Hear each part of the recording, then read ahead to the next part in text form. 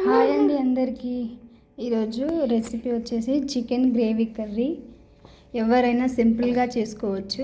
దానికోసమని ఆనియన్, టమాటా, పచ్చిమిరపకాయలు కట్ చేసుకొని పెట్టుకోవాలి. ప్యాన్లో ఆయిల్ పెట్టి కరివేపాకు, పచ్చిమిరపకాయలు వేయించాలి. అవి కాసేపు వేగాక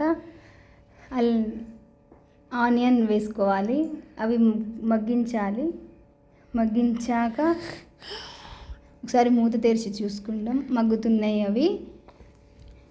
తర్వాత నేను ముందుగానే టమాటా కట్ చేసి పెట్టుకున్నా, అది కూడా కలిపేయాలి. టమాటా కలిపేసి బాగా కలిపి రుచికి తగ్గట్టు సాల్ట్ వేసుకోవాలి. అండ్ అల్లం వెల్లుల్లి పేస్ట్ వేసుకోవాలి.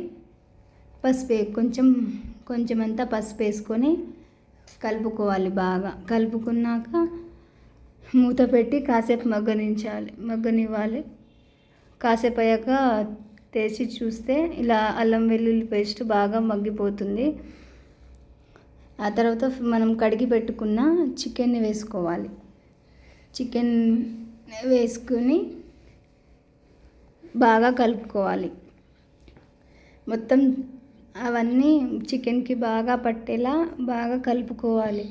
కలుపునాక ఇందులో యాలకులు, లవంగాలు 2 కలిపి దంచుకున్న పొడిని వేసుకోవాలి. వేసుకొని కూడా ఒకసారి మళ్ళీ కలుపుకోవాలి. మూత పెట్టి కాసేపు మగ్గనించి అందులోకి కారంకి తగ్గట్టు కారం వేసుకోవాలి. వేసుకొని కలుపుకున్నాక చికెన్ మునిగేంత వరకు వాటర్ పోసుకోవాలి.